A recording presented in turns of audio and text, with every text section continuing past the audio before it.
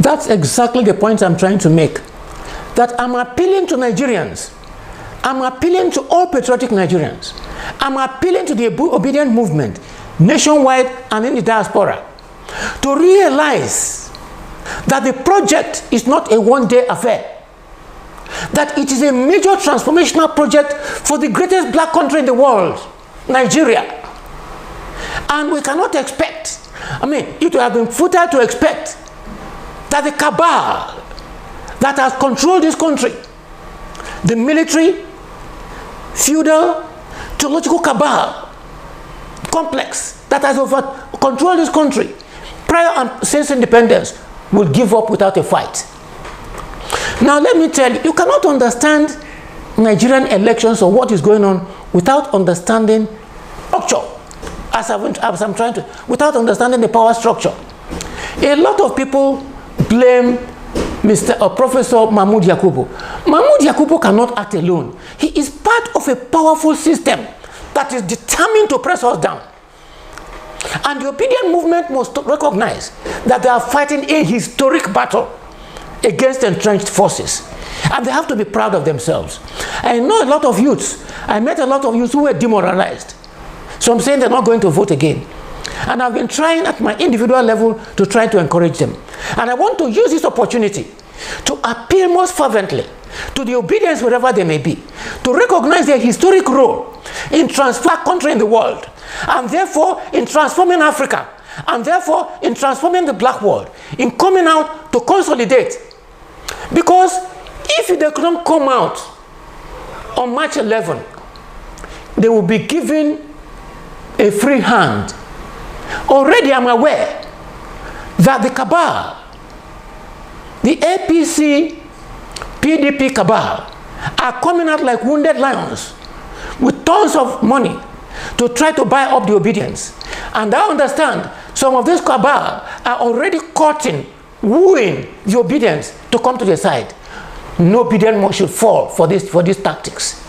They are incapable of being reformed. They cannot be reformed. Well, if you permit me to take Delta State as an example.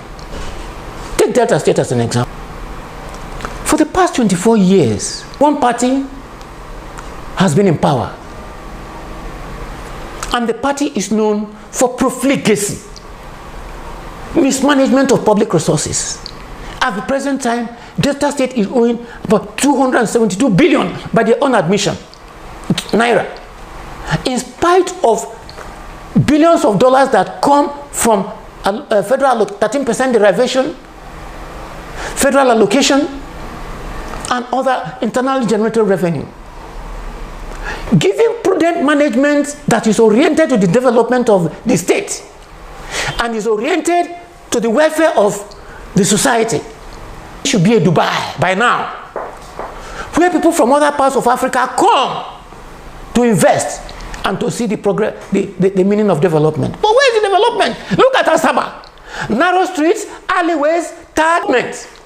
Look at Asaba. There is nothing. There is nothing to show about Asaba, a state capital. After so many years of being a state capital, you tar one street, 2 cars cannot pass. Apart from ABC Road. All administrations have been doing on ABC Road. Tell me the other road that is in Asaba. What are the facilities in Asaba after all these years? So this is another example. In addition, or apart from mismanagement of public funds, sharing of money as a philosophy,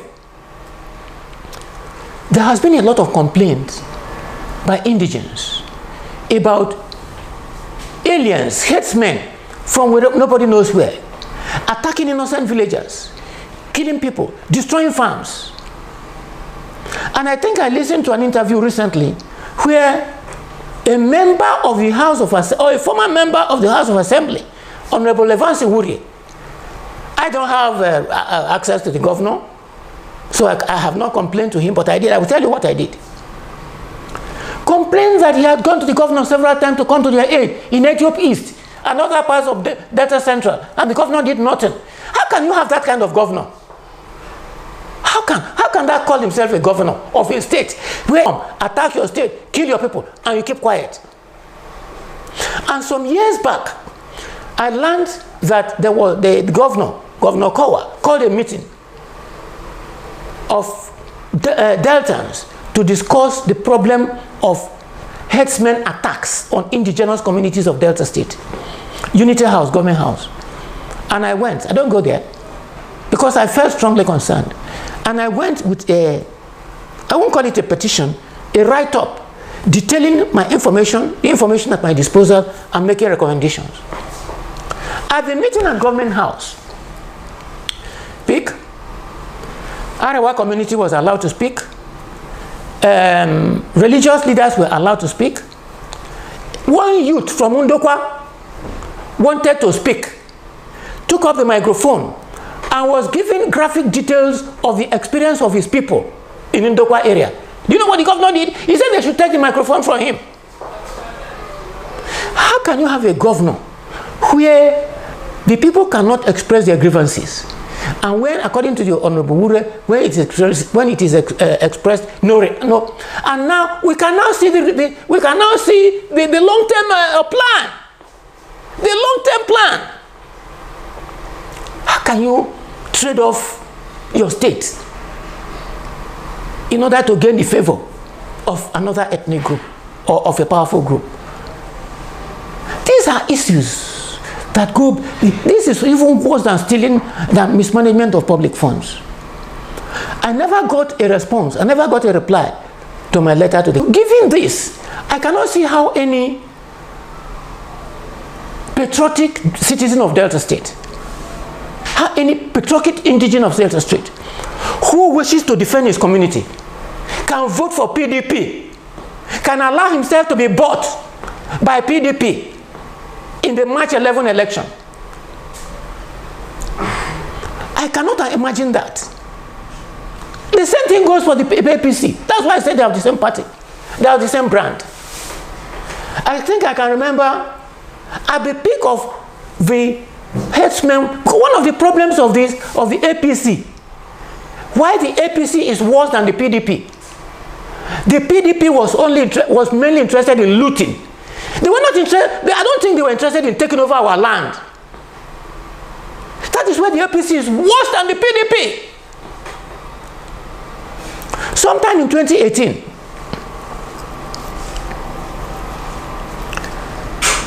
Special Advisor to President Muhammadu Buhari on Media and Public Relations, Mr. Femi Adesina, went on AIT and was asked a question about Fulani herdsmen taking over ancestral land in parts of Nigeria, including Southwest.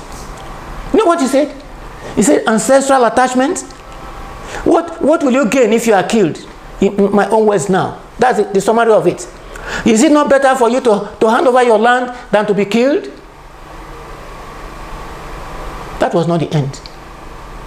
A few months later, at a 2-day seminar organized in Abuja by two of the twin publications of Asiwaju Bola Ahmed Tinubu, TVC and The Nation, his representative, quoting him, recommended to the federal government that, quote, unoccupied, isolated land can be taken over by the federal government and given to herdsmen to graze their cows. This elicited serious, strong response from the late Publicity Secretary of Afenifere, Yinka Odumaki, who responded to him that Yoruba people have decided that they were not going to give an inch of their land to Fulani herdsmen. Now, APC, represented by Omo Agege, belongs to the same brand. This is apart from the fact that the principal demand of the Yoruba nation prior to their pact with President Muhammadu Buhari was political restructuring. And it was #1 in the APC manifesto. They ignored it. Nigeria has no hope under APC and PDP. I'm irresponsible. I'm sorry that most Nigerian youths do not have a sense of history, do not have a sense of some of these things that transpired, even in the recent past. And most of these Nigerian youths, at least, these issues that I've mentioned now, Google them. They're in the public domain. And take a decision whether you will hand over your faith in Delta State to this category of people.